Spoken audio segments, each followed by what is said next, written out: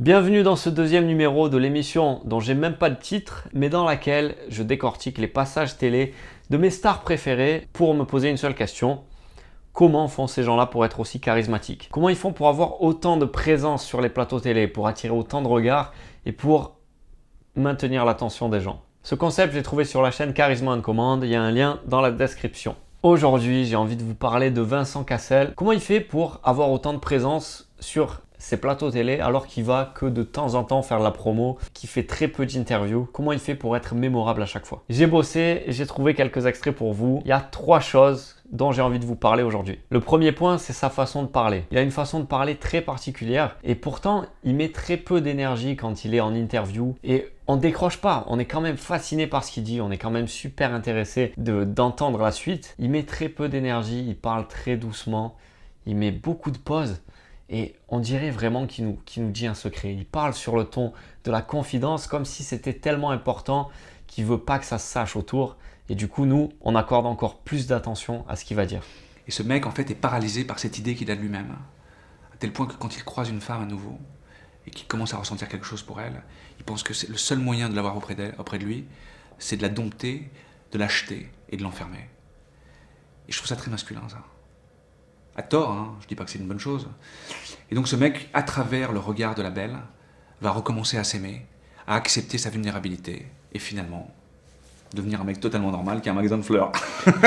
Donc typiquement ici, il fait plein de pauses et il maintient le regard pour donner beaucoup plus d'importance à ce qui se passe après. Le deuxième point, c'est qu'il a une grande confiance en lui. Et pour moi, c'est la base du charisme. C'est pour ça que je cherche autant de solutions pour développer la confiance en soi sur cette chaîne YouTube. Donc dans l'extrait que je vais vous montrer tout de suite, Vincent Cassel nous parle d'une croyance qui s'est mise dans la tête quand il était plus jeune. Et ça l'a aidé à construire sa confiance en lui. Quand je l'ai entendu dire ça m'a mis une claque. Donc j'espère que ça va vous aider autant que moi.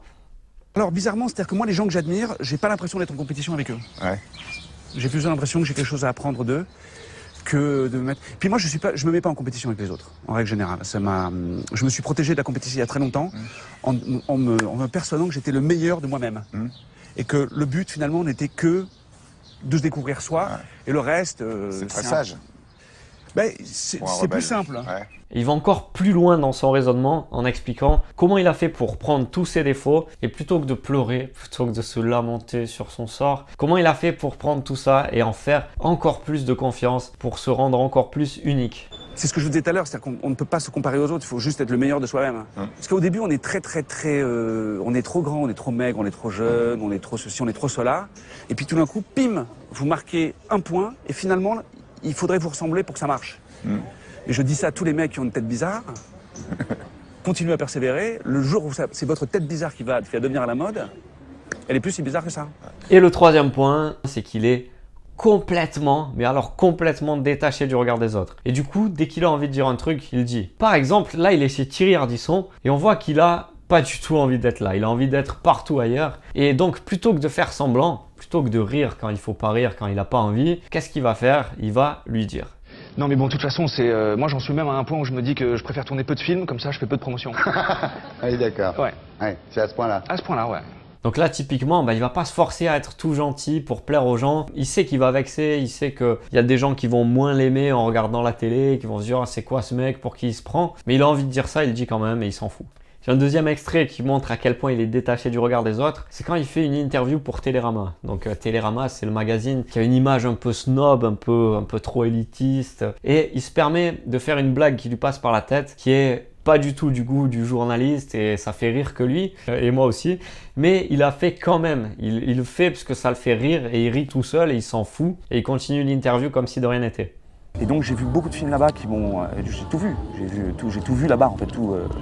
L'après-midi, Titi et Gambinet, le soir, les Monty Python ou les Charlots sont dans la Corse, et les Trois Mousquetaires, Taxi Driver, Léo du Hurlevent, et juste ma grosse bite aussi, parce que à minuit, il y avait des films porno. Une culture très large. Voilà.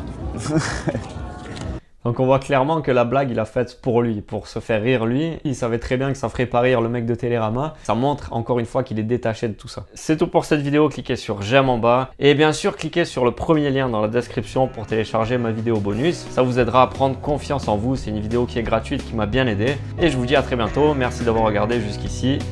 Ciao. Ouais! Oui monsieur.